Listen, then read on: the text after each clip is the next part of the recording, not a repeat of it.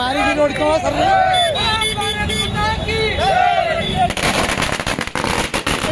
ನವೀನ್ ಅವರಿಗೆ ಯಡಿಯೂರಪ್ಪಜಿಯವರಿಗೆ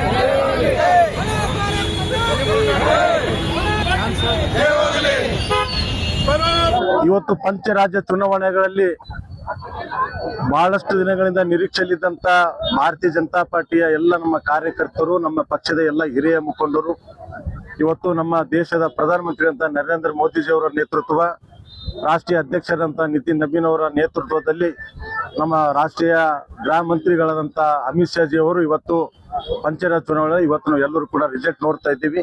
ಇಲ್ಲಿ ಕಲಬುರಗಿಯಲ್ಲಿ ಇವತ್ತು ನಮ್ಮ ರಾಜ್ಯ ಅಧ್ಯಕ್ಷರಾದಂಥ ವಿಜಯಣ್ಣವರು ಎಲ್ಲರಿಗೆ ಕಾಲ್ ಮಾಡಿ ಇವತ್ತು ವಿಜಯೋತ್ಸವ ಆಚರಣೆ ಕೂಡ ನಾವೆಲ್ಲ ಭಾರತೀಯ ಜನತಾ ಪಾರ್ಟಿ ಅಧ್ಯಕ್ಷರ ನೇತೃತ್ವದಲ್ಲಿ ನಮ್ಮ ಪಕ್ಷ ಹಿರಿಯ ಮುಖಂಡರಲ್ಲಿ ಇವತ್ತು ವಿಜಯೋತ್ಸವ ಆಚರಣೆ ಮಾಡ್ತಾ ಇದ್ದೀವಿ. ವೆಸ್ಟ್ ಬಂಗಾಳದಲ್ಲಿ ಇವತ್ತು ಐತಿಹಾಸಿಕ ಚುನಾವಣೆ ಅಂತಂದ್ರೆ ಇವತ್ತಿನ ದಿನ ನಾವು ಇಡೀ ದೇಶದಲ್ಲೇ ಇವತ್ತು ವೆಸ್ಟ್ ಬಂಗಾಳ ಜನ ನೋಡ್ತಕ್ಕಂಥ ಇವತ್ತೊಂದು ದಿನ ಇತ್ತು. ಆದರೆ ಇವತ್ತು ಭಾರತೀಯ ಜನತಾ ಪಾರ್ಟಿ ಇವತ್ತು ಶ್ಯಾಮ ಪ್ರಸಾದ್ ಮುಖರ್ಜಿ ಅವರ ಕನಸು ಇವತ್ತು ದೇಶದ ಪ್ರಧಾನಮಂತ್ರಿ ನರೇಂದ್ರ ಮೋದಿ ನೇತೃತ್ವದಲ್ಲಿ ಇವತ್ತು ಕನಸಾಗಿದೆ ಅಂತಕ್ಕಂಥ ಮುಖಾಂತರ ಹೇಳಬೇಕಾಗಿದೆ. 200 ಸೀಟ್ಗಿಂತಲೂ ಹೆಚ್ಚಿನ ಸೀಟಲ್ಲಿ ಇವತ್ತು ನಾವು ಭಾರತೀಯ ಜನತಾ ಪಾರ್ಟಿ ಇವತ್ತು ವೆಸ್ಟ್ ಬಂಗಾಳಿಗೆ ಗೆದ್ದು ಇವತ್ತು ಸರ್ಕಾರ ಕೂಡ ಮಾಡ್ತಕ್ಕಂಥ ಹಂತದಲ್ಲಿ ನಾವು ಇದ್ದೀವಿ. ಪಂಚರಾಜ್ಯ ಚುನಾವಣೆಯಲ್ಲಿ 3 ರಾಜ್ಯದಲ್ಲಿ ಕೂಡ ನಾವು ಇವತ್ತು ಗೆದ್ದು ಭಾರತೀಯ ಜನತಾ ಪಾರ್ಟಿ ನರೇಂದ್ರ ಮೋದಿ ಅಭಿನಂದನೆ ಕೂಡ ಸಲ್ಲಿಸ್ತಾ ಇದ್ದೀವಿ.